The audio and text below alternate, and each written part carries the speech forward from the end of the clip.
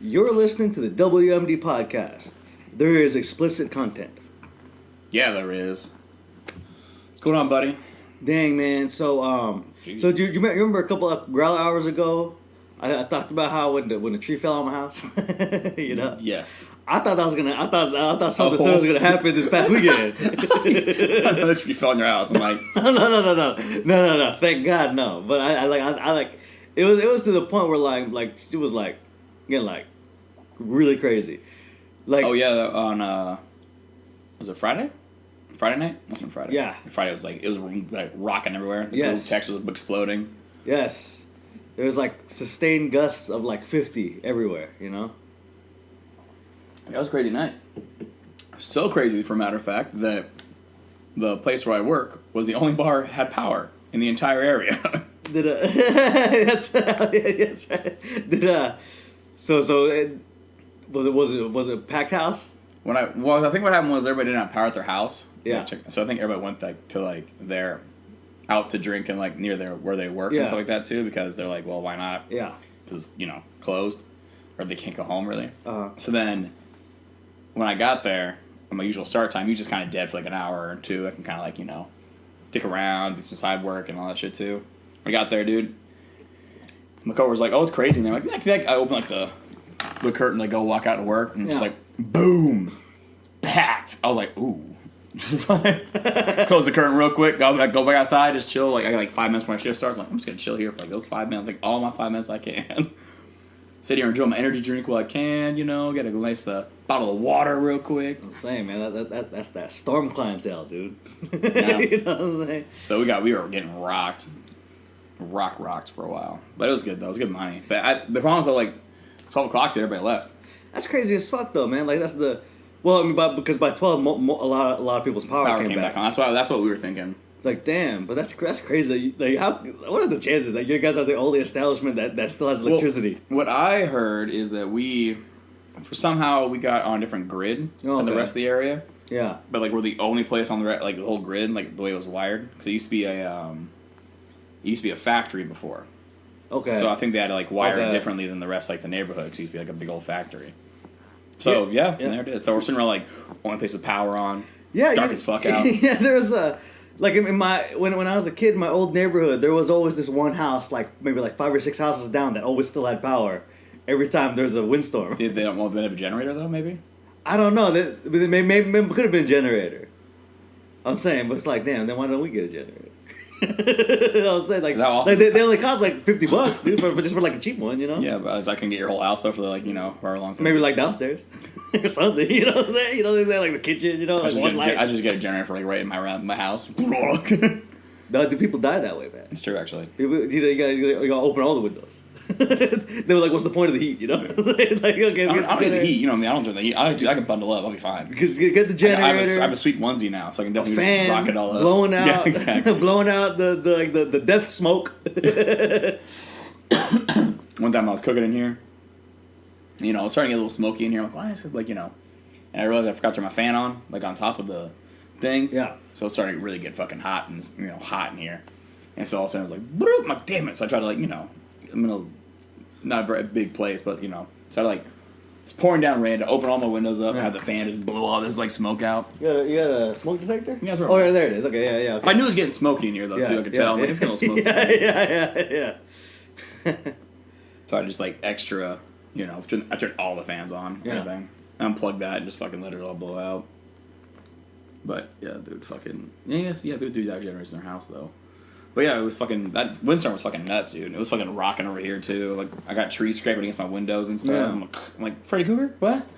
Well, I mean that's the good thing about like so like I live near an area with a high density of trees, and of course if there's a high density of trees, it lowers the chance of a tree falling down because it dissipates the wind. Yeah. It's always those individual trees that are like in the middle of like whatever, Yeah, one random tree. Yeah, one random tree that'll fall down. Yeah. Yeah, I'm pretty lucky that the trees that got next to me, like there are a couple of them there, and they're all pretty big trees. So, but also too, like they have big old branches they don't trim, I guess. Yeah. And here's like, yeah.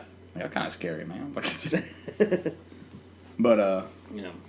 Yeah, it's fucking nuts day. But yeah, I mean, like I nearly maybe like 60 to 80,000 homes, like in the Seattle area itself. Yeah, went out. Went out, you know. Yeah. And then like if you add like the adjacent counties, we're going 100 plus thousand homes and shit, you know.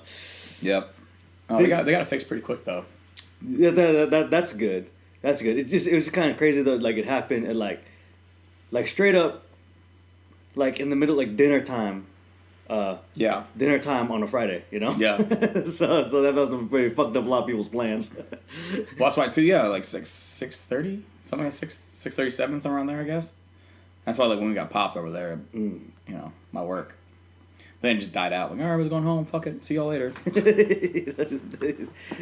You know, it's always like no chance to like go home and like change and like all come back out and shit. Everybody's like, I think a lot of people are just still in their work clothes and look like correctly.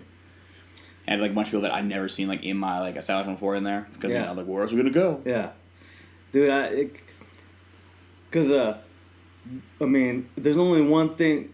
I was at home and there's really only one thing that you can do when you're alone in a power outage, and that's get drunk. Over candlelight. The old style. Yeah, right there, over candlelight. Write in your journal, dear diary. And I got hammered. I passed out on my couch.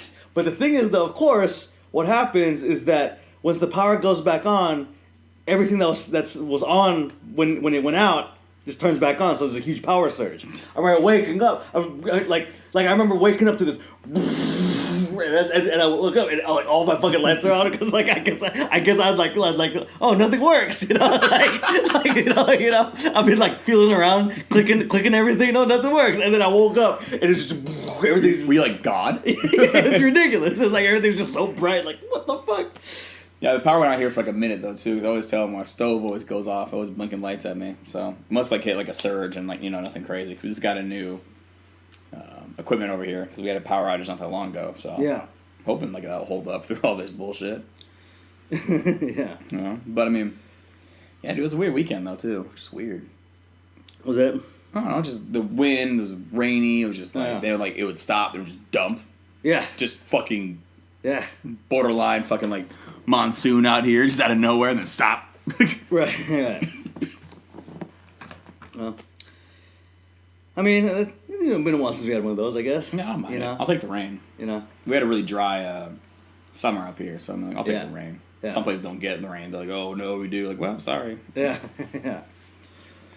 It's my rain now. Anyway, we have a lot to talk about. Besides the weather. Yes, we got some fight announcements.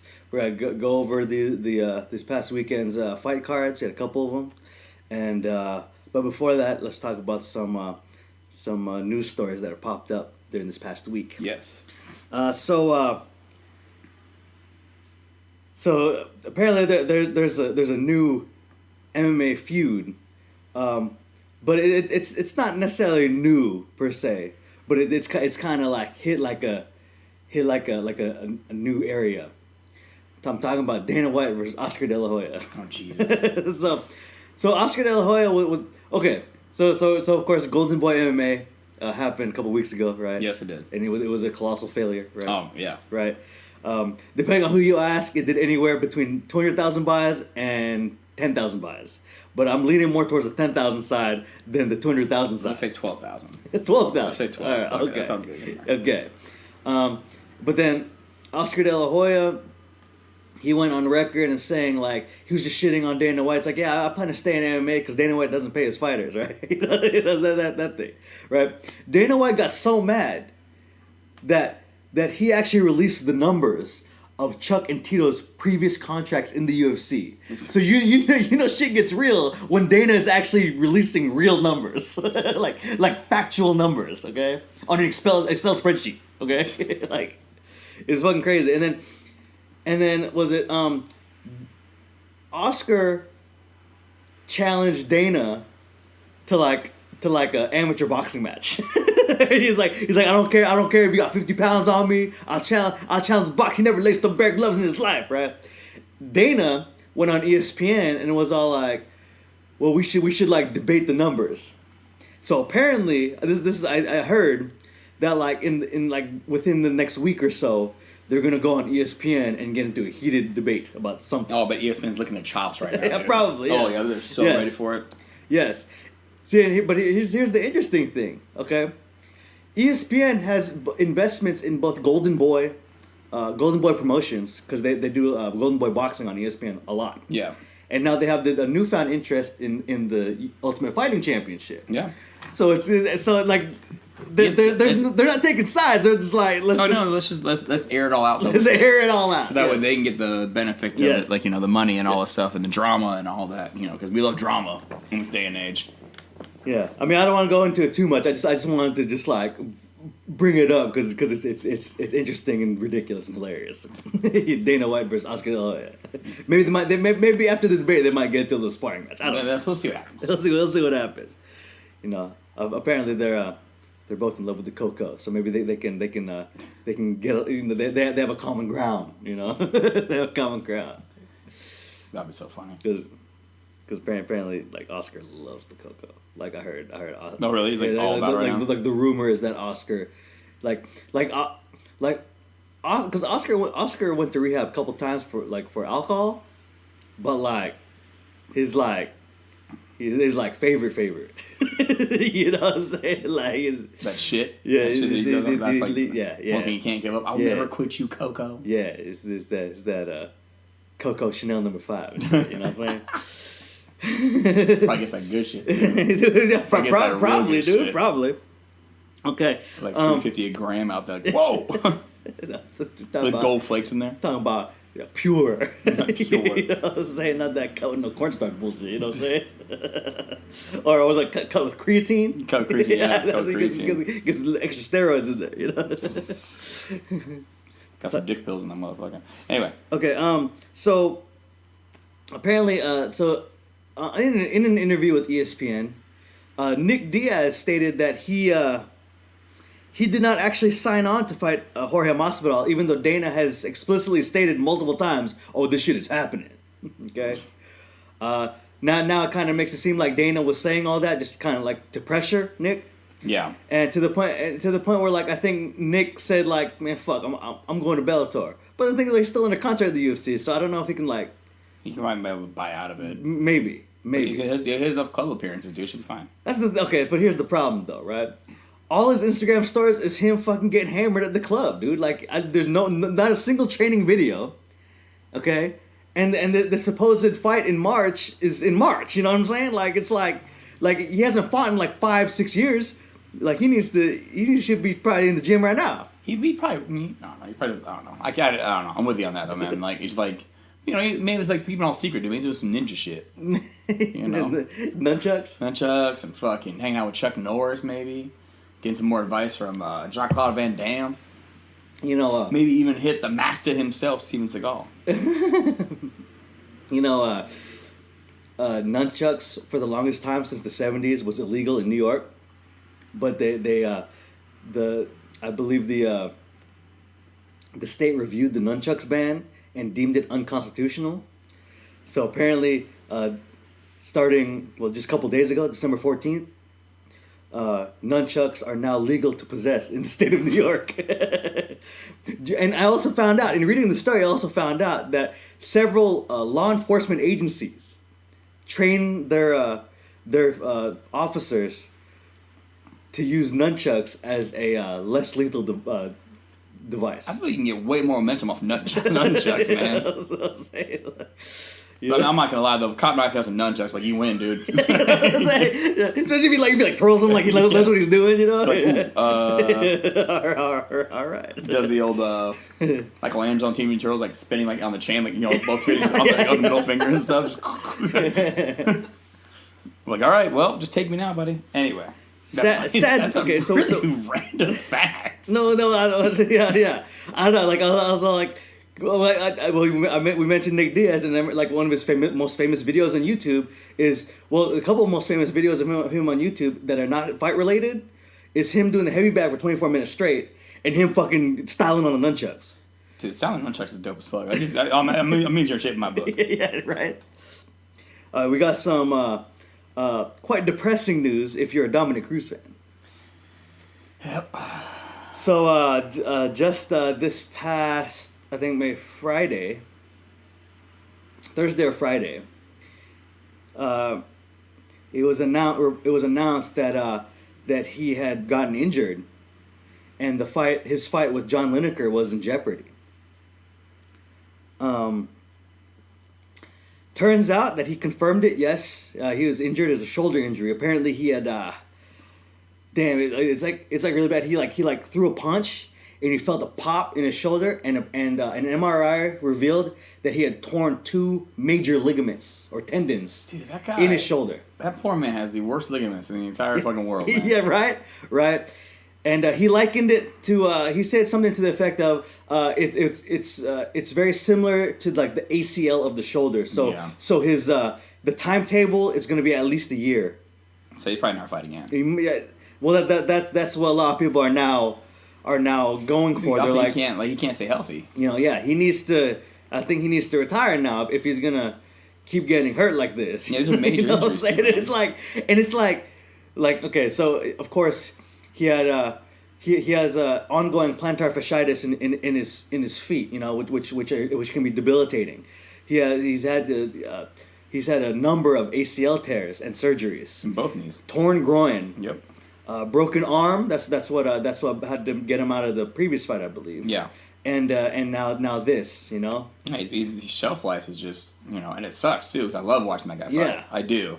I think he's still one of my favorite fighters to watch. I mean, like, if you look at really fucking more, you still like that motherfucking TJ and Dominic Cruz fight is fucking amazing. Even to this day, when he's healthy, he's filthy, but... See, that's the crazy thing, though, right? Dominic's style, like, given how, like, injury-prone he is, his style is, like, the worst style to be, like, that injury-prone. Yeah. You know what I'm saying? Because he relies so much on his movement. Yep. And those weird angles. And those weird angles. And those cutting in and out. Just, I don't know, man. We'll see what happens in a year, though. That's fucking insane. Yeah. Remember, he never has ring rust, though, dude. Never. Dang, I don't know, but it's like these latest interviews, man. He's just post this new injury, man. It's just, God, he just sounds so defeated, though, because it's just like one thing after another after another, and you remember when they're talking about Tony Ferguson coming back after major knee surgery after 6 months, Dominic's like, fuck, man, like I don't have that kind of fucking, Yeah. I'm not that blessed, Yeah. Well, I'm going to have to see, man. I mean, I want to see him fight one more time, obviously. I didn't like the John Lineker matchup that much, but... I'm just, okay, you know what, okay, maybe if he has one more... I think maybe title aspirations need to go out the window now. Yeah. If he wants to fight one more, it has to be like a gimme. You know what I'm saying? Like give him a dope matchup like against like Renan Barão or something. You know what I mean? That'd be a good matchup. Just no one near the title. You know what I'm saying? Like it's just not worth it. No, man, that's too much. Yeah. And it sucks too. That's terrible. I hate that. I was so looking forward to him fighting too. He was so close too. He was so close. Yeah. So I don't know. Well, I guess Well, just we'll developments to come. If somebody gonna step in and fight Lineker then? There hasn't been no announcement yet, but we'll keep an eye on Dominic. It's I don't know. It's a thing. It's kind of one of those things where like I don't know. A retirement announcement kind of does seem imminent. It's like kind of hovering towards there now. Yeah. So once that happens, if it happens, well, also too, he's still got. I think he'll still be in the booth and he'll still do all this other stuff too. I think too. Hopefully, yeah. I think he's great when it comes to the commentary stuff, and like even his analysis and all that stuff too. The way he breaks stuff down is really it's unique, and you can see a lot of stuff because he's a fighter and all that stuff too. But we'll see, man. Hopefully he just I don't know gets that Tony Ferguson stem cell in a fucking body real quick. Yeah, right. Like, get some blood out of Tony. Just drink some of Tony's blood, you'll be fine. Right, yeah. Did you ever hear those Tony Ferguson memes? No, I do. I read a whole bunch this morning. Tony Ferguson's the kind of guy that pays for it in a credit card and says, keep the change. That's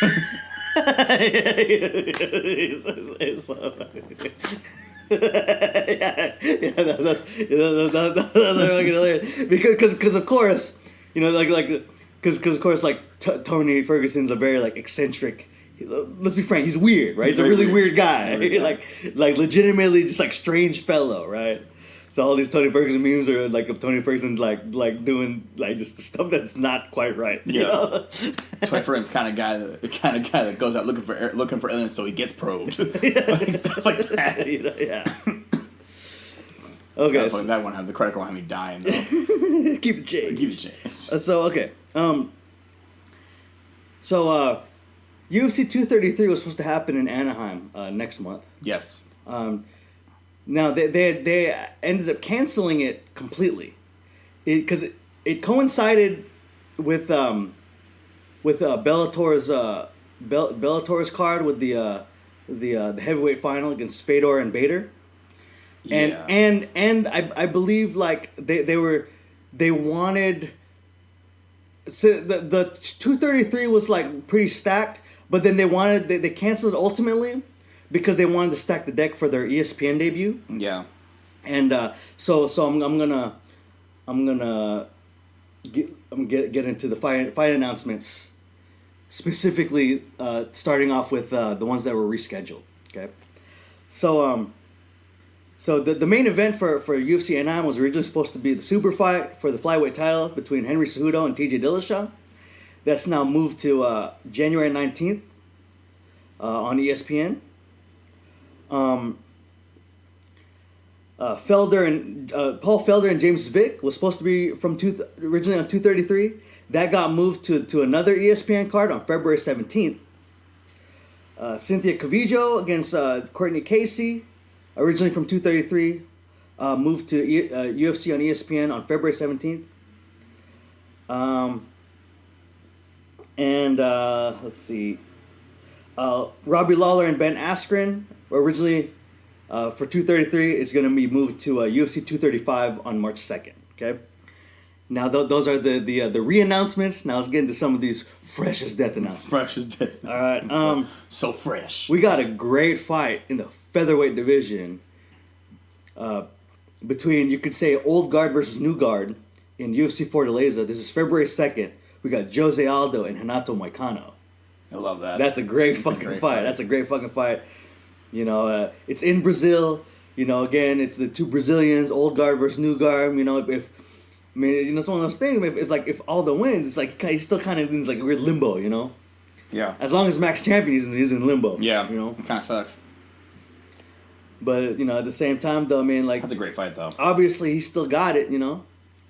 Yeah. he still got it. Like, I mean, I don't know. Like, yeah, that's a great fucking... That's also a good test, though, too, man. If you want to test yourself, that's a tough matchup, though. Yeah, that's like a no bullshit fight right there. We got a great fight on the UFC ESPN card on February 17th. We got Jimmy Rivera against Aljamain Sterling. I like that too a lot. You know, that's an interesting fight. You know, obviously two tough guys. You know, Jimmy Rivera, he's trying to bounce back. Aljamain Sterling, he's been hit or miss. They have a common opponent, and they both got fucked up by Marlon Moraes. But we know he's headed to, big time against a Sunsao for a title eliminator, right? But it's interesting to see how both those guys. Obviously, Aljamain has he's had a couple wins since his knockout loss. I think this is for Jimmy Rivera's first fight since his loss. So it's going to be interesting to see where he's at since.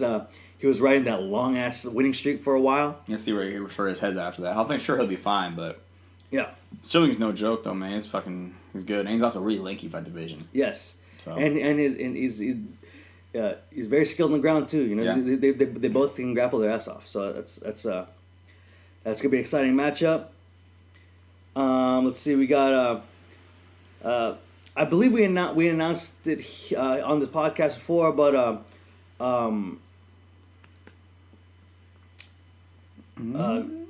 Crone Gracie is fighting. Yes. On he got signed by the UFC, and he's I think he's like 3-0. He's out. All of his fights were in Japan. Now he's coming over to the United States. Of course, he's from the United States, right? But now he's coming over to the big time, and it's probably gonna be his toughest test to date. But at the same time, I do like that they're not like throwing him to the wolves right away. It's gonna be Crone Gracie against Bruce Leroy. Ooh, that's a good matchup though. It's good. It's a good matchup. Bruce Leroy likes the distance, and as long as it doesn't go to the ground, then Bruce Leroy, he can provide some challenges, right? Yep. That's going to be on UFC on ESPN on February 17th. Again, they're trying to stack the box for this ESPN cards, right? Yeah. Mickey Gall got what he asked for. He's going to be fighting the Nightmare, Diego Sanchez. You know what I'm saying? Jesus Christ. Hey, lest you forget though. Remember Diego's last fight though, man. He went back to his roots and That's right. And he started wrestling, grappling. That's right. And I don't think Diego's ever been submitted. You know, I don't think Mickey Gall can knock him out. No, God, it takes a lot to knock him out. Yeah, yeah. Like I said, he's a pure guy with a good knockout, Yeah. repertoire to knock him out. No, Miguel's ain't gonna knock him out. No, but that's The ground's gonna be interesting to see what happens on the ground though. Yeah. So. Because I forgot who Diego's last fight was against, but I remember that like he went back to his roots, didn't necessarily brawl too much, but he went toward the wrestling, and that top pressure still hella heavy. Dude, yeah. I do remember he ate a couple up kicks and like got rocked, so it's like obviously is like he needs to avoid getting hit at all costs, Yeah. But I mean it's gonna be interesting because Mickey Gall he's very young. He's like 4-1, ever improving. Yeah. Against one of those like old versus new. Let's be. Well, so I think he's trying to get his name stacked on his fucking resume. Yeah. It sounds like to me. Yeah, I think so. But I mean, he's getting what he wanted, man. He wanted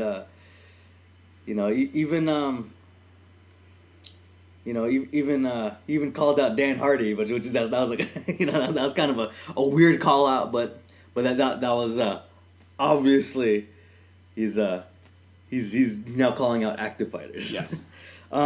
We got a very interesting fight in the featherweight division.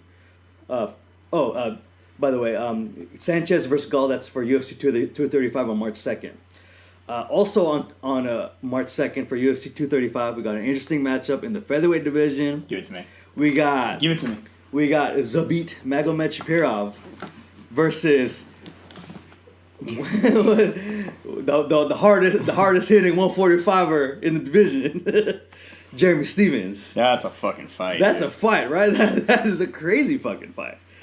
Like when I first read it, I'm all like, whoa.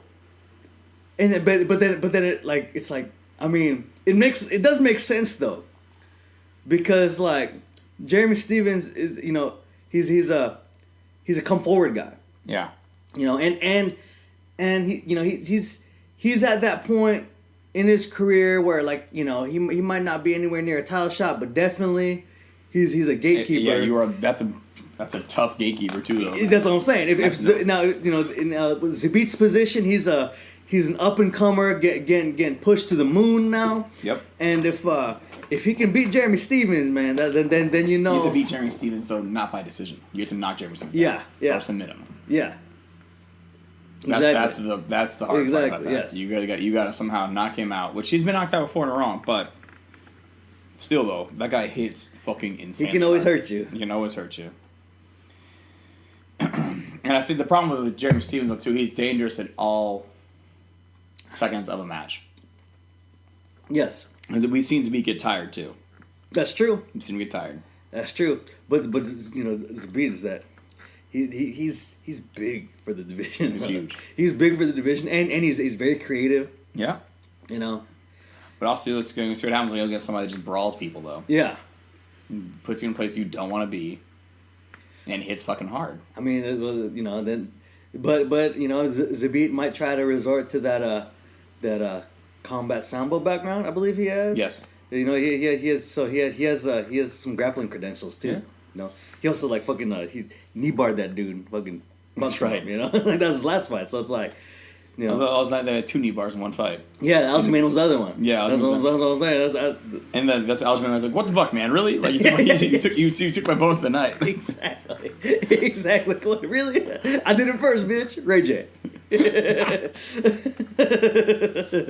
Good for Ray J, motherfucker. Okay, and then so that's a great fight though. Now that fight was targeted as of last night. It was targeted, but it was finalized this morning. So that's like very fresh news. The Zabit versus Stevens, and still targeted but not confirmed. for UFC on ESPN on February 17th, the return of Cain Velasquez. Yeah. Versus Francis Ngannou, which is how you gonna do Francis like that, man? How you gonna do Francis like that, man? Like, but at the same time, though, man, like, that's not an easy comeback fight for Cain either, you know. No, God, no. You know what I mean? Like, we'll see what happened with Cain, though, man. Just Yeah, he's been gone. Damn, Cain's last fight was UFC 200, dude. Against Travis Brown, man, and he looked like $1 million too. He did. But then I don't know, like it's just that injury prone, man. We talk about Dominic Cruz, Cain Velasquez, another one of those dudes that's very injury prone. Yeah, very injury prone. You know, very, very injury prone. That's why he hasn't been fought in 12 years. It feels like. Yeah, but he's fighting. If they can manage to finalize this fight with Francis, I mean. Of course, Cain has fought heavy hitters before. And, we know Francis' weakness, we saw against Stipe is the wrestling. And we know that Cain has very great wrestling. Yeah, it's very true. But I don't know, we'll see what Cain wants to do, though, in that. Yeah. I mean, like, he has to prove, like, he has to come back in, like, he has to go for it, I think. He has to go for it, just, like, he has to knock him out. That's what he has to do. I don't think you want to come in and wrestle fuck for, like, your first fight back in 30 years. But also you're going at somebody that hits fucking like a brick shit house. I mean, but to be fair though, Cain's not a huge wrestle fucker. Like he's got fucking power though. I know. He's got big power. But I'm saying your first fight back, you got to have something. Yeah. You got to do something crazy. You got to do like the Showtime kick and knock him out. Dude, he's like 240 pounds. Like, can you imagine? Fucking just jumping off the cage, fucking kicking up, dude. It'd be dope though. I get the extension too. I mean, like I think Francis at least has 4 inches on Cain, man. Honestly, I think Cain is like DC's height and shit. 5'8". Yeah. Okay, so it's a crazy matchup though. Yeah, those are the fight announcements. We got some good ones. Like as I said, man, like there's that. Obviously, since the ESPN deal, they're wondering like, oh man, they're gonna do MMA on ESPN. I wonder who's gonna be fighting on that card. Boom, they got it. I think they're really trying to stack the fuck out of it. Just as their debut. Yeah. You kind of have to though. I feel like, right? Yeah. Because. ESPN is still the number one sports network. That's like to paraphrase Mike Goldberg, it's the Michael Jordan of sports networks. That's true. No, the commentators are shit now. There's all color commentators everywhere we go. Yeah. But I mean, it's what I mean. It is true though. I mean, what you can do late night, So I work at bars. What do? You turn on fucking Sports Center. Like, here we go. Yeah. Watch the highlights of the day. Nothing really happened today, and they have dumb arguments like Shannon Sharp talking about Conor McGregor versus Khabib again. It's rough to watch. The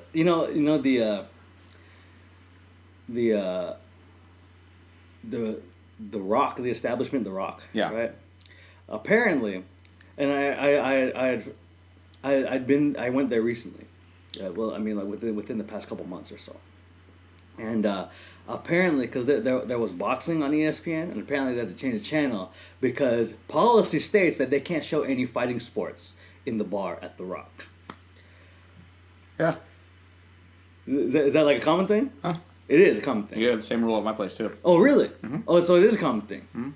Because you don't want people all amped up in the end of fights. Like, hey, you remember that whole thing? Like, let me show you something real quick? Yeah, okay. Yeah, we don't basically, especially in a... unless you classify yourself as you can do that every so often. Like I've asked bars they do like it. Buffalo Wild Wings or something. Yeah, Buffalo Wild Wings does it because Yeah. they actually promote they show the fights and Yeah. stuff like that too.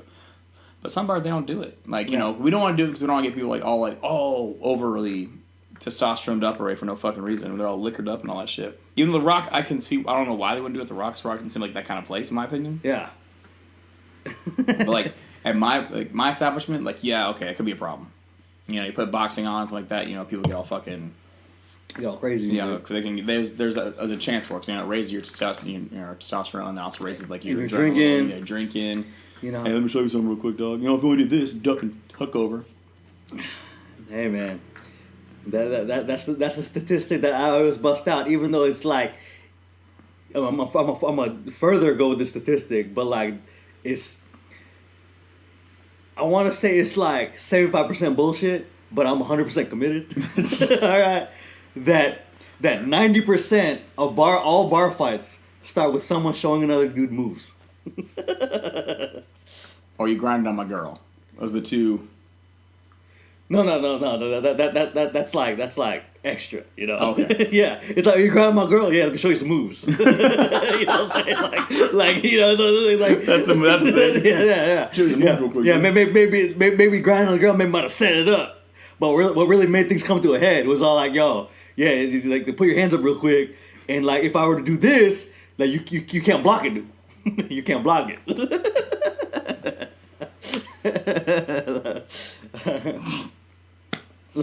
Maybe. Yeah. We got the news yet? Is that it? We got news? No, we start with the news. I know, but you missed something, didn't you? Did I miss something? You missed something. Didn't Oh, sorry. What you didn't hear about your boy, the man, the myth, the legend, coming out of retirement, maybe looking for a contract. Oh, your boy. Oh, you're talking. Mr. Jesus Lover himself. Okay. Well, time out. Okay. All right. First off, my boy is not Vitor Belfort. It's TRT Vitor. Okay. Well, I mean, he might be going somewhere with TRT. Okay, yeah, that's right. He's a free agent now. Though. So if he goes to say Japan, where you can't smoke weed, but you can do all the juicy juice you want, then of course, my favorite TRT Vitor. We come back. Everyone in Japan shaking in the boots like, yo, don't come here.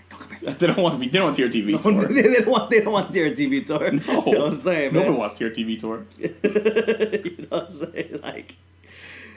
Like, honestly, dog. Okay, no. This makes me think that, like, man, dude, like that gives me a whole new respect for Michael Bisping. Because first off, Michael Bisping got H-bombed, right?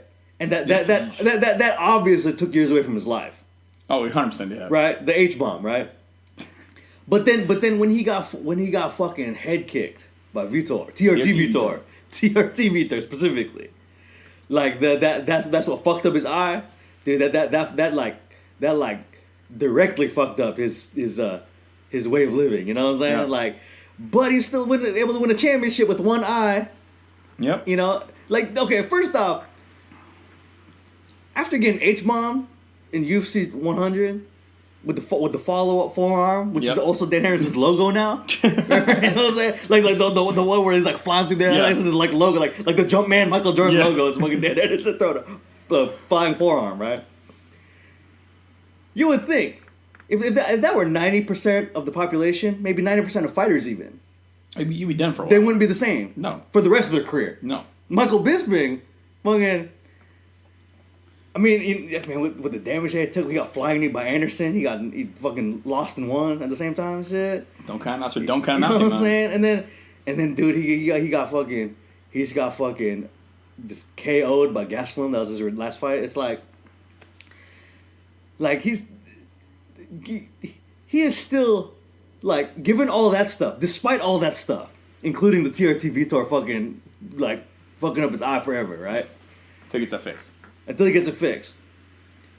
Like it's like a miracle that he was able to, like, win a championship, that he's still sharp, he does analyst work. Oh yeah, and also too, it's just it's great too, because it's like when he was still an active fighter, he was still putting out volumes of punches. Yes. Volumes of it. Yes. And accurately. With one eye. One of my favorite quotes from Michael Bisping, and it's like a lot of people's favorite quotes, and I might butcher it, so I'm gonna paraphrase it.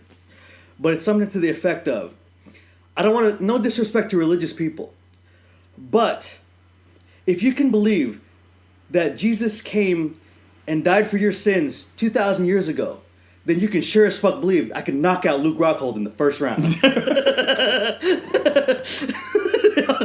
Okay. That's my favorite that's one of my favorite MMA quotes ever. Okay, and he did it. All right, he did it. Also, too, don't forget too. I mean, yeah, right. Even after all that damage took though, too, all those, especially the H bomb, the head kick, the knee, all that too. He's still a funny motherfucker though, too, all the time. Oh yeah, he's sharp as fuck. He's sharp. He's still so sharp. Yeah, it's insane. Oh, Michael Bisping. See, that's the thing, you know, like when he was introduced to MMA, you know, to the UFC, he was in the Ultimate Fighter season 3. He was like a dick, right? Oh, yeah. And everyone fucking hated him, you know. Oh, everyone did hate him. That's why fucking Hendo fucking had H-bombed him, dude. He fucking hated him, right?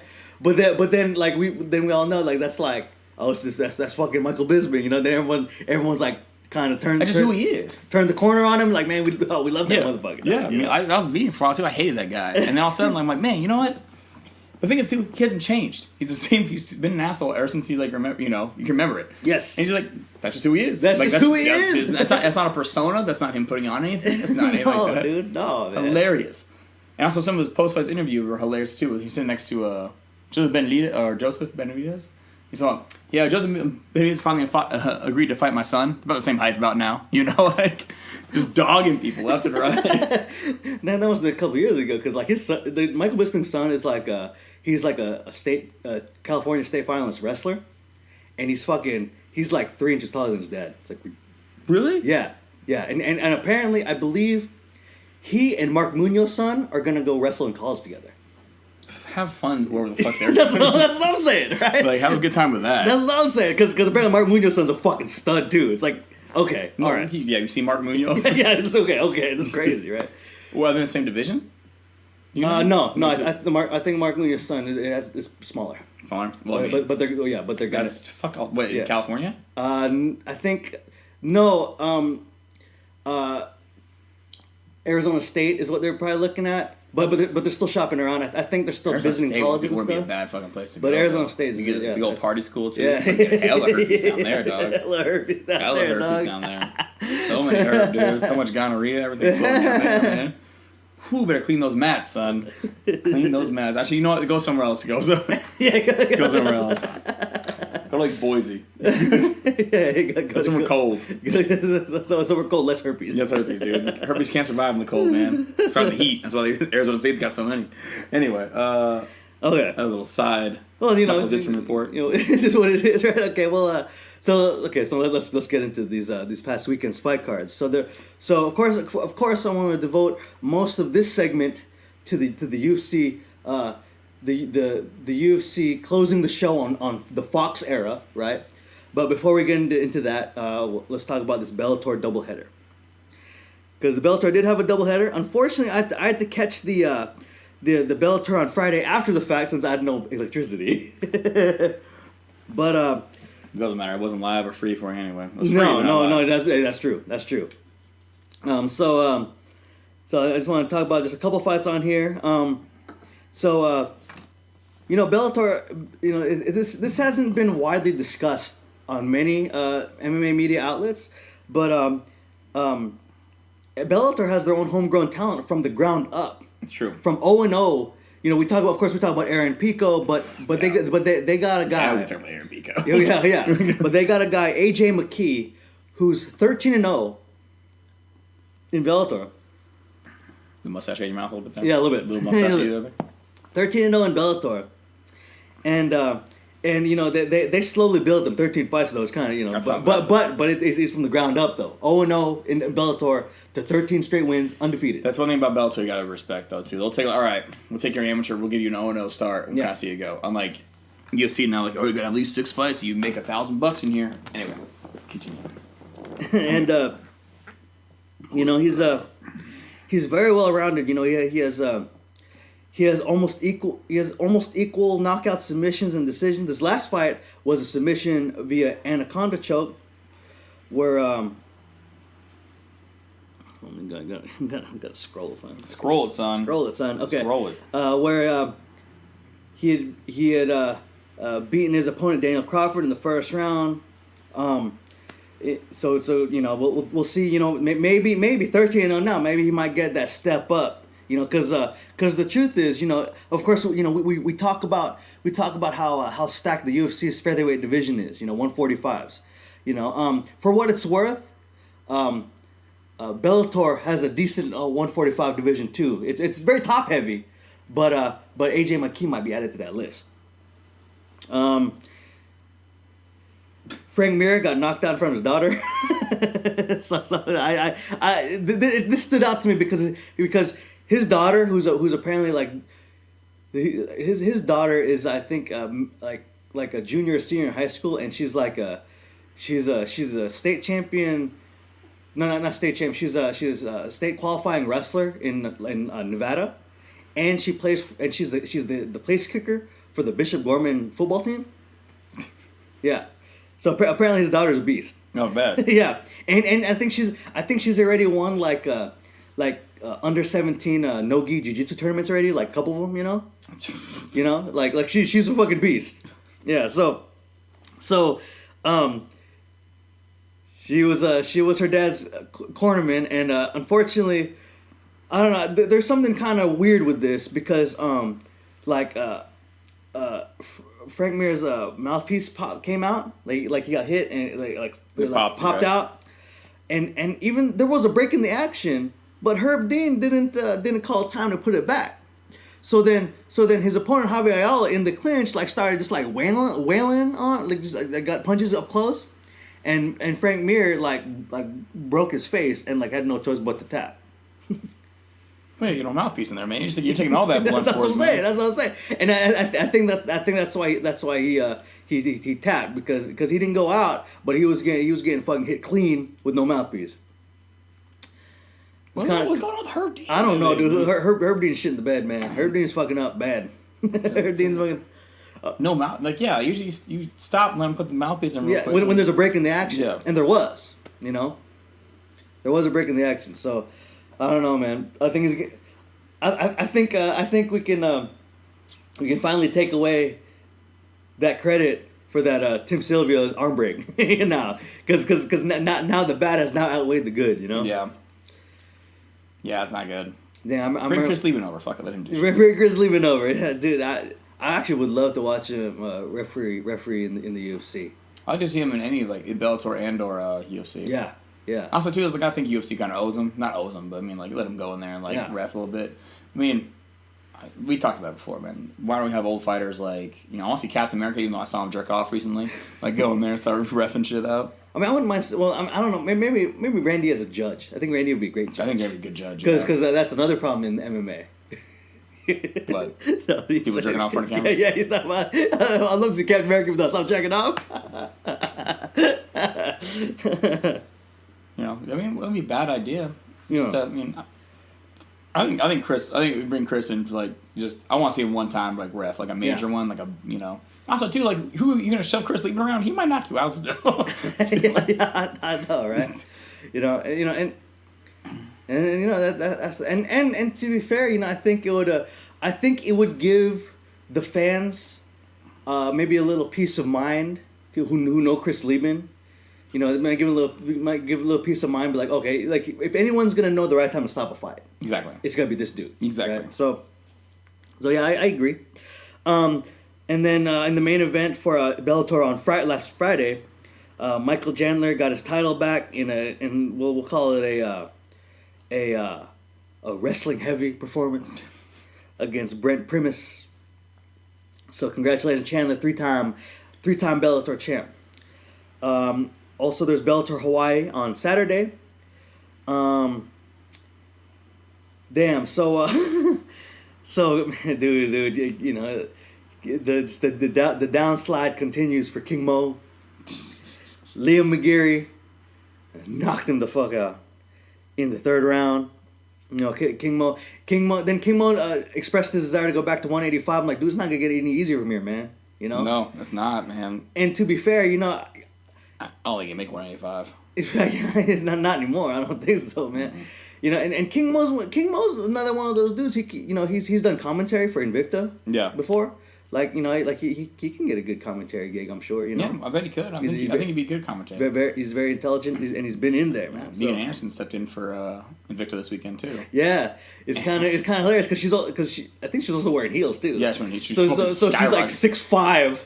With these 4'11" atom weights, it looked hilarious. Yeah, she posted a picture on like her Instagram. She's like actual representation of what it like was like to interview the girls after the fight. It was like you were sitting like Powerpuff Girls. So there's this character like so it was like three little tiny little girls and one character and he was like outside the frame and stuff. Gosh, that'd be dying though. She's like, hey, what you doing? He's like, I put it way down there and shit. Yeah. Damn, like, dude, but just like were the heels really necessary though? No heels on?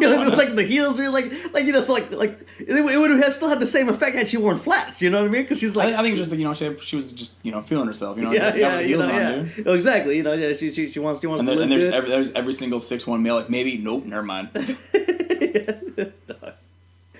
Once in a while, every now and again, just to get some some insight, I watch the Aussie and Fancy Breakdown on YouTube. Yeah. Don't read the comments. I bet. don't read the comments. I bet they're terrible. Are they going to scissor yet? Anyway. Oh my god. That's fucking terrible. Okay. It's fucking terrible.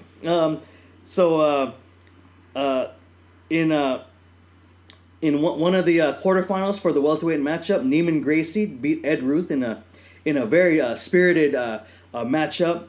Ed Ruth, of course, he's known for, I believe, for his wrestling, but his explosiveness, and of course, Neiman Gracie is a Gracie, and his credentials are pristine. Yeah. Like you know how the if you go to like a drugstore like Walgreens or like a CVS or Rite Aid or something, like they'll give you the long receipts. Yep. Like really long receipts. Yep. It's like till you buy two things. You try to do things, but the receipt is like the Declaration of Independence. Well, that's the list of Neiman Gracie's credentials. You know what I mean? And a coupon to get like one juicy lesson free. Yeah. From Damian Maya. Yeah, that's right. So I believe Neiman Gracie. I think he's gonna be waiting in the wings for the winner of Daly and Michael Venom Page. So. That's gonna be interesting stylistically. Either fight, right? Either fight, yeah. Leono Machida, he outpointed Rafael Carvalho in his Bellator debut. It was somewhat lackluster. Obviously, Leono's old now, so and he doesn't quite have just the killer instinct like he used to. But at the same time, this was his Bellator debut, and he. I believe he has some connections to Hawaii, so it might have been a little bit of that mixed into it. But speaking of connections to Hawaii, Limile McFarlane, in front of her home crowd, she came out with like the freaking like Hawaiian dance and stuff. It was really cool. You know, like. I love if I both let you do that shit though. Like, go ahead. Yeah, no, man, the Reebok's fucking everything up. Yep. Anyway, she fought Valerie Letourneau, and man, Limile McFarlane's grappling is legit. She triangle choked. Well, Letourneau. I don't know if it was the choke itself, but it was the vicious fucking elbows. The hellbows. The hellbows from her back. But yeah, it's I think it's interesting because I think she's like 9-0 now. But you know how we talked about in the UFC's flyweight division, it's Valentina, and then like 5 or 6 rungs of the ladder, and then everybody else, right? To be honest, Limile McFarlane, given how vicious she is, I watched a few of her fights, and now she's gonna get herself a nice little title run now in Bellator. Like she can match up with any one of those other girls and maybe even surpass them, and be a long second to Valentina even, given just how skilled she is, and she has less than 10 fights, and she's undefeated. So I don't know, it's just interesting. Again, man, I mean, Bellator is still the second best promotion, man, but it's pretty legit. They got great fighters in that in that thing. So okay, now let's talk about the very last Fox card for the UFC. Yes, the end of an era. So they started back in 2011 or 2012. The first UFC on Fox was Cain Velasquez versus Junior Dos Santos, and Junior Dos Santos knocked him out in under a minute.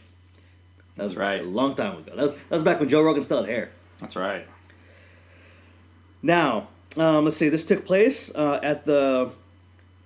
in Milwaukee, Wisconsin. Just a modest attendance of just over 9,000 people for a total gate of $616,633. You know, very, very, very modest. But if you live in Milwaukee and we're at this card, you were in for a treat. Yeah, you were. Okay, so just very, very quickly, want to go into Bobby Green apparently retired after his controversial loss in the prelims. But of course, as we know with MMA retirements, we talk about Vitor Belfort. They're never set in stone. Nope, never set in stone. But I really want to talk about this main card, honestly. Let's do it. Honestly. Okay, so Charles Oliveira still proves that he's a submission king. Submission king. Freaking choked out Jim Miller in a round, less than a round. It's kind of funny because you know, it's just always weird when people do this. But after he won, he picked up Jim Miller. That's you right. know what I'm saying? Like picked him up and like, That's right. yo, dog. Or like even when you like knock him the fuck out and you like raise the dude's hand and shit. Like, okay, dude, all right. Or when you kiss him on the lips, talking to you, Yoel Romero. Right? That's always weird. Come kiss me on the lips. But What? But Charles Oliveira, he extends his submission streak to like 13 or 14. Yeah. Which is, he already beat it his last fight. Now he's extending He's it now. extending it out, dude. You know, he's really good. He's filthy, dude. You know, he then I thought he called someone out, but now it escapes me. But you know, he's a good fight. He's a tough challenge just on the ground alone. Tough challenge for anybody in the featherweight division. Yeah. You know. But He's in lightweight, isn't he? This is featherweight. Oh, a lightweight. Excuse me. Yeah, lightweight. yeah. Lightweight division. Excuse me. You're good. Yeah, because Gotcha. his prowess, he clearly has the best jiu-jitsu. You know. Yeah, 100%. Like pure jiu-jitsu. Yeah. In that division. Striking still leaves something to the imagination, though. But when you have a 13 submission streak or whatever. Also, when he gets down there, you can't stop it. Yeah, exactly. That's the problem. Like once he drags you down there, like okay, exactly. Like, no, I mean, was it Pettis beat him? Pettis actually beat him on the ground, like guillotined him, I think. But of course, like we all know how when Pettis is on though, it's yeah. He's like the Wheaties Pettis, you know. Let's see, Rob Font and Sergio Pettis fought. This is Sergio Pettis going up to 135, and the size difference was obvious, man. Rob Font looked enormous next to Sergio, and it showed in the fight too because it looked like even though Sergio is the better striker, like it looked like Rob Font when it connected, it hit harder, you know. Yeah. And then he was much stronger in the grappling exchanges. Like if Sergio Pettis had knockout power, like in the flyweight division, if he had it, he can transfer it over to the. You know, he looked a little better at the weight class up, but I think he has to take a little bit of time off, just get bulkier and get more power built onto him. You know, because but he's also short though. I know he's short, but like you can be short and look at goddamn Lineker. I'm saying the Lineker's an outlier though. I'm saying like Lineker's a fucking Terminator, man. like dude like eats punches and comes forward. That's like inhuman. You know what I mean? Like you've never seen Lineker like hurt ever. You know? He takes good shots too. Yeah, like clean shots. You know. I'm just saying, you know, he's short too, though. That's all. Yeah, exactly. But that's a good win for Rob Font. He 30-27 all across the board. Whew. I want to talk about Edson Barbosa and Dan Hooker, man. Okay, so Dan Hooker was the betting favorite, even though he was ranked 15th. What? He was the betting favorite. Oh my God. Now of course how betting works. We mentioned it many times. It's when how the favorites and underdogs are decided is where the money goes. Yep. So a lot of people put their money in Dan Hooker because he was on that killer 3-fight winning streak. He was on a where really he good. fucked all those Yeah, he dudes up, fucked a lot right? of people up, dude. And of course, Edson Barboza was coming off of 2 losses against Khabib and Kevin Lee, and he got mollywopped for both of them. You know. He did. So I can see how it's swayed that way. But let's not forget who Edson fucking That's Barboza what I'm saying. Like y'all must have forgot. I would have took that bet in a heartbeat. I know, right? Yeah. That. Oh, I took it the opposite way Yeah. in a minute. Yeah, But yeah. don't get me wrong, I think Dan Hooker's a beast. Yes. He's a certified beast. But he's not ready. Not for that. No. He's not ready. He wasn't ready. He's not No. ready. That's a huge gap. 14 in the world or 14 in the division to 5. Yes. That's huge. Huge. Yes, huge. So, damn. So it started off and like just how everything that landed sounded hard and everything that missed sounded like it had like a gust of wind. You know it's gonna be good. You know, yeah. You know what I'm saying? We're like every leg kick, every thud of the punch was like, ooh, you winced, you know? Oh, yeah. You know, like, oh, this is gonna be dope. This is gonna be dope, right? Now, man, like, okay, so Edson, of course, his specialty is his kicks, and he landed that when he landed that leg kick, it was just like, you know, Dan Hooker's like a tall motherfucker, lanky motherfucker. Yeah. You know, it's like who's chopping down that tree, you know, Chopping down real good. real good. And he just kept kicking that leg. Of course, Dan Hooker, you know, when it came to the exchanges, he's a fucking Terminator, though. You know, like, Oh, no, this dude's a fucking. Dude's You can crazy. take it. Dude's crazy, right? But then, like, okay, so the second round was most interesting because early on Dan Hooker got the top position. You know, he's obviously it was all like the striking. Even though Dan Hooker is a great striker, obviously the striking differential was a little bit too wide. Yeah. Okay. But then when Edson got up, it's like, man, he started teeing off though. Yeah. Started just teeing off, and you could see that every time Dan Hooker he took a step, like it just wasn't quite right. And then and that round ended badly for him. To the point where when he went in his corner, you're thinking, damn man, they need to like put some ice on that leg real quick. They need to friggin' ice his face. Like they need to do him up real quick. But the cornermen, this is what stood out to me the most in between the second and third round. They forgot to bring the stool. Dude got leg kicked to death, so he's sitting on the ground. Like, hold up, man. Hold up. You have one job. Yeah, they forgot the stool. He's sitting on the ground getting freaking getting iced up and all that stuff. I'm like, yo, he's fucking tall as fuck. He got his leg kicked to death. You're taking the longest path to stand back up. Yeah. You know what I'm saying? Like have him stand up and have somebody like just like, you know, use like the leg as like, you know, like have somebody kneel, Yes. an ice pack, boom, put him like, you know, Yes. use that so that way, you know, he has keeps it at like an angle, so Yeah. a little bit of thing, you put the blood, and then he just puts it down and he's standing back up again. Exactly. No, but that was not the case. They didn't bring the How stool. would you- I mean, I don't They know. didn't bring the stool, and why'd you let him sit down? and he sat on the mat. You know what I'm saying? Dude, that's the worst place to be.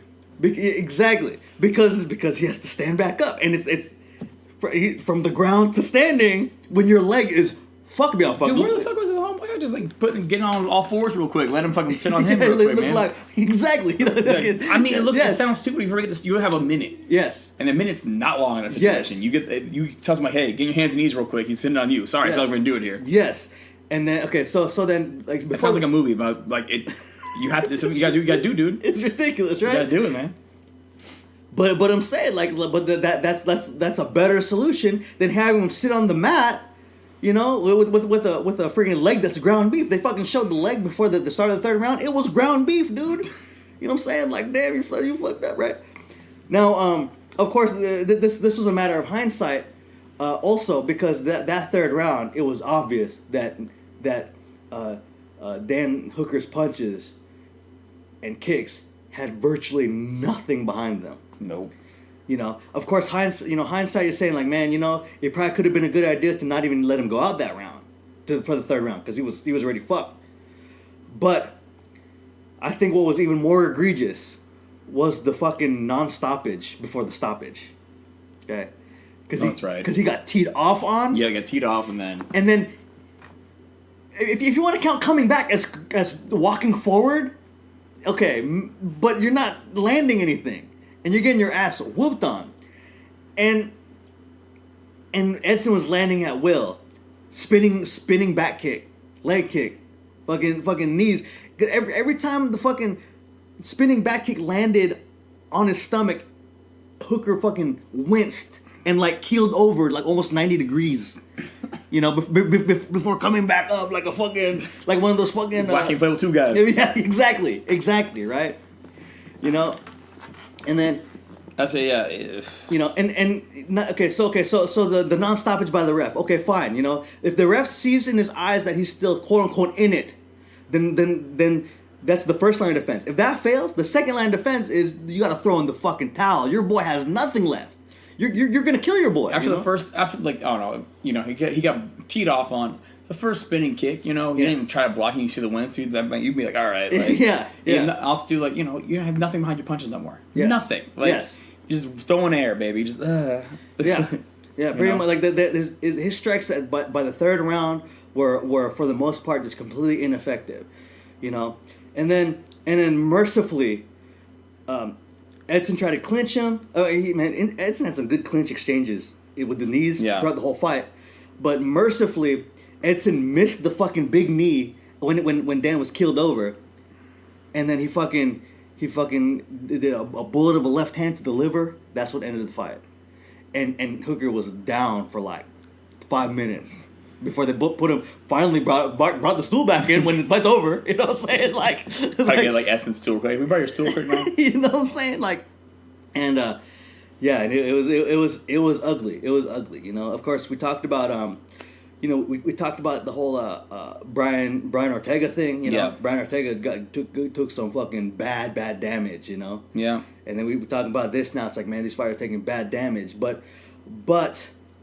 You know, I think it's less so about like, oh, dude, they're so fucking tough. It's more about like, yo, man, you're too early in your career to be taking damage like that. You know what I mean? Yeah, exactly. And that was extreme. Yeah. Also, like you said, his corner's, you know, dying your sword if you want to call it that. Yeah. But like, you know, and then you not bringing a stool in is a major fucking problem. Yeah, that was just glaring to me. Yeah, especially after he got his leg kicked off for 2 rounds. Yeah, you know, I mean, that's just, it's all bad news on that book, man. Like, it's very unfortunate. I mean, Dan Hooker's too, like, he's one of those guys that are too tough for his own good sometimes, though, too. Yes. You know, maybe he's like, I'm going to die on my sword, all I wouldn't want to do, but... Yeah. Honestly, man, like, that is... You're on a fucking tear. You versed number 5 guy in the world. Yeah. 4 reason he's 5. And then you're going to risk injuring yourself so you can't have a future in your career. But that isn't that what it is though, right? The fighter should always want to fight no matter what. Yeah. Every fighter should want to die on the sword. It's up to his coaches. Yeah. To protect, right? Yeah. Because it's the fighter's responsibility to fight. It's the coach's responsibility to advise and be like, "Yo, man." Also, it's the ref's job too. Yeah. Well, the ref was pure just bleed apparently. He's like, just do it, bro. Just fucking go, bro. I got 2 minutes left, dude. Go for it, bro. But anyway, now so Barboza won. Yeah, convincingly. So let's talk about the very last fight in the UFC on Fox era. It was a rematch between Kevin Lee and Raging Ally Quinta. Okay, man. Whew. So Kevin Lee, you know, before the fight, he had some mess to say because you know Kevin Lee's a talker though. He likes to talk shit. You know, he's very confident in his abilities. He said something like, "Oh, this'll. I'm glad to get this fight back. I'm gonna show the world that I have evolved. That I'm better everywhere, and he's just the same Al." That's what he said. Okay, that first round. Okay, man, you know, Al's tricky. He's a tricky striker. Because you know, Al kind of hunches over, and his hands are kind of low, you know, and yeah, you know, Kevin Lee's a lot more upright, more conventional, right? But Al kind of hunches over a little bit, and his hands are kind of low, and he's not. He doesn't have the. He's not the most like technical striker. No, he's not. But But God, is his timing really fucking good? His timing is fucking good. You know, I read online, I read on Twitter, a lot of Al is probably the most underrated lightweight in the division. Which is stupid to me. You know, and of course this is the guy that went the full clip with Khabib on 24 hours notice, right? Yeah. He knocked out he knocked out dudes like Joe Lozon, Diego Sanchez. You know what I mean? Like he has a bunch of heads on his mantle. You know, that should earn him respect, right? But for whatever reason, people don't give Al the respect. Second and third round, Kevin Lee, you know, he went the wrestling route. That's a strong suit. Numerous times he got Al's back, but Al, man, you know that Sero Jiu-Jitsu dude. You know, you can't choke him. You can't choke him. You can't break his will. That's true. You know. By the fourth round, we saw that Kevin Lee was getting a little tired. He was getting a little tired while Al was, you know, fucking doing fresh to death. Yeah, fresh to death, dude. Fresh to death, right? He was all like, yo, I you know, we got this now, and man, that striking looked really good. Al was fucking cutting off the cage, all good, you know. Freaking, he was like you said, his striking's like super under. He's super fucking smart. Yeah, it's insane how smart he is. You know, and the also too, you know, when it comes to Al cutting off the cage, what added to his cardio ability was the fact that it was not a lot of wasted movement when it came to cutting off the cage. It was very matter of fact. When Kevin Lee went one way, you know, Al he just walked, he just strolled to cut off the cage and land the good shit, right? Once Kevin Lee went the other way towards the power, which was the goal for Al Iaquinta, you could tell. Yeah. Once Kevin Lee went toward the power, that right hand, it was like a cannon, you know. He's very fast. Oh yeah. He's deceptively fast, actually. You know, it's true. To be honest, you know. It's very true. And can you imagine Kevin Lee has a 7-inch reach advantage? I didn't fucking see it in this fight at all. No. You know. I don't know what Kevin Lee was. He was trying to out jab him, and they would slip, get in there. Yeah. Good shit. Kevin Lee would back away, and then Alec would just walk him down. Constantly just walking him walk him down. Yeah, exactly. And then like a stroll through the park. Like, just strolling down the park. Exactly. Pop, pop, exactly. Strolling down the park. Pop. So then it was 2-2 going to the fifth on most people's scorecards. So Al had 1 and 4. Kevin had 2 and 3. Yeah. Okay. So the fifth was for all the marbles, and now like I was saying, like, fifth round. You had freaking Al Iaquinta looking like Israel Adesanya, you know what I'm saying? Like, he would landed everything. He couldn't fucking miss a punch, dude. Nope. All right? To the point where we're freaking not necessarily stanky legging, but Kevin Lee was pretty wobbly like the whole fucking fifth round as he was freaking like getting walked down as he was trying to like circle away, dude. Boom, dude. He just kept getting fucking just like blasted with that right hand. That right straight was Al's bread and butter. Oh yeah, bread and butter, dude. Crushing.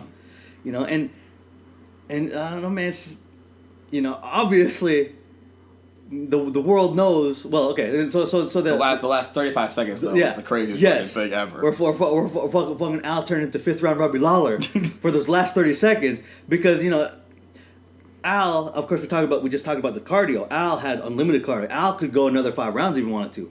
Kevin Lee was on his way out, you know. Easy, it was fucking insane. You know, like so Al Iaquinta's doing the same thing, walking down shit, then just drops his hands, steals a punch, cracks him. Yeah. Still has his hands dropped, steals another punch, cracks him, bell rings. Hands down, dude was walking out. I'm like, and then he fucking yells. Then he fucking yells after the bell rings. Yeah, same Al, dude. It's incredible. It's incredible. Yeah. It's an amazing performance. Yeah, amazing performance. And so what's interesting to me, so Al got a bonus. By the way, performance bonus, not fight night either. Performance bonus. Very rarely does a fighter get a performance bonus for a decision. It's true. Very rarely. So obviously, the performance itself stuck in the minds of the UFC brass because maybe they underestimated Al too. Yeah, I think so. Like, you know what I'm saying? Oops, you know? not bad. Yeah, here you go, buddy. So you asked me before. what's next for Al? I want to see McGregor. I'll be honest, man. I want Al to get his red panty night, man. He deserves it. I want to see that McGregor fight, dude. That'd be a really interesting fight, though. Yeah. That'd be insane. Yeah, man. I don't know. I can't see him and Tony go at it.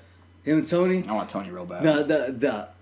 That's a stylistically that's a very interesting fight, but I would say Tony too, but the truth is though, man, like Tony and Khabib have to fight. They have to. It's not gonna work. That way. I know, but they have to. It's not gonna work. They have to. Like it's like something's gonna happen again. I know, but it's the only fight that's like the most right. You know what I mean? I agree with you. You know, but yeah, Well, Quint also was saying too that if Conor McGregor thinks he gets a title shot before I get one again, he's crazy. Yeah. He's like, he got choked out. I went the full clip, like you said. On 24 hours notice. Yeah. But man, I don't know. Maybe it should be Allen McGregor. Like after that performance, that's sticking in everybody's heads right now, right? Yeah. That's going to be there for a while. Yeah. And I mean, also too, McGregor might win. Can actually lose this 3 times in a row. He got his whiskey. It's true. He got his whiskey. Well, I mean, to be fair, like Al's not even like he's barely a full-time fighter, dude. He's a fucking real estate agent, man. Selling all $1 million properties all across Long Island, dude. And just kicking ass, kicking ass. I'm saying, dude. I'm saying, man. Can you imagine like that dude's your realtor? You know, Can you imagine like trying to go sell after that fight? He's all busted. Yeah, he's all busted up. It's like, yeah, dude. Also, that's a great move though, man. Can you imagine being like, you being a realtor and like you know who that guy is? Like, yeah, of course, I want to buy a house from Al. Exactly. And talking to that $1.2 million house, like, hey, we better move for you, man. Our budget's $400,000. Nah, dude, get this one. Beautiful backyard, dude. Look how big it is. No gators. No gators. I don't know why I thought he was down in Florida for some reason. I thought it was Florida there, but anyway. So congrats to Al, man. That was a great performance. That was a great performance. Surprised a lot of people, I'm sure, because he's severely underrated. Yeah. Got himself a fucking bonus. So I don't know why everybody sleeps on Al. I was a beast, son. We never sleep on Al on this podcast. I want everybody to know that. That's right. Yeah. Like when he got Khabib, was like, it's Khabib versus Al. I'm like, ooh, man, I'm not sure I feel about that Khabib right now. Yeah. Because Al's a monster, son. Okay, so I do wanna end with the this is the end of the UFC on Fox. Obviously, they're moving over to ESPN, which you can arguably say is a brighter, greener pasture. Maybe, I don't know. Got my money. But if there's one moment that sticks out to me, and there's a million moments. Okay, apparently there have been 400 unique fights that on Fox card over the past five or 6 years or whatever. But the one moment that sticks out, and I'm sure it sticks out to you, and this has to be number one in all moments on UFC on Fox cards. Okay. Conor McGregor, you taking everything I work for, motherfucker. Shit. I'm gonna fight your fucking ass. That's right. Yeah. What's the real money fight? Me. Not these times you're a punk. I forgot that was on that. That's right. Who did he whoop on that day? Who did he whoop on somebody that day? Michael Johnson. Yeah, that's right. Michael Johnson. Any fucking style than Michael Johnson too. He was landing that 1-2 all night. Yeah. So dirty though. Yes. Now of course that's what turned Nate Diaz into from a star to a superstar. From a not needle mover to a he doesn't move needles. Oh, he moves needles. Oh, he fucking moves needles, dog. That's how you take advantage of a fucking moment when you get the mic and shit. Oh, who you want next? Boom, he just fucking took it. Oh, yeah. Not that bullshit like, I'll take whoever they give me. No, fuck that. No, that's Mickey Galtaker. I'm just calling everybody out. Yeah, now. he's taking full advantage of that. Yeah, dude. On free too. Everybody sees you. Yeah, that's what it is. It's just straight up free Fox, and everyone's all like, oh, look at Nate Diaz fucking beat the shit out of Michael Johnson. And this is when Michael Johnson was number 5 in the world. That's right. You know, this is what like Nate was like just on the cusp of the top 15. And he's 5 in the world. Dude, that gave him his fucking red panty nights, son. Gave him 2 red panty nights. Dude, gave him 2 red panty nights. That's right. Dude is set. He doesn't even fight again. He'll probably fight again. He needs to fight again. All right, let's plug him. And I want to quickly go to the before the bomb drops because I'm sad. Oh, you damn right you said. Okay, so you can find me at Derek Thinks. That's DERICK Thinks. Fire Ripples 206, RIPPLES 206. Giving your mom with a crucifix. Sex move. That's very kinky. That's very kinky. Huh? That's like.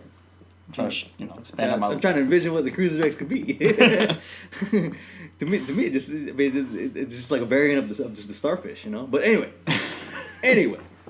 You can find this episode of the WMD podcast and all past episodes of the WMD podcast, as well as the Growler Hour on our SoundCloud, iTunes, CastBox, and other platforms. Any questions, comments, feedback, hit us up on Twitter or Facebook. That's THEWMDPODCAST. That said, any last word? Any last words for the bomb drops?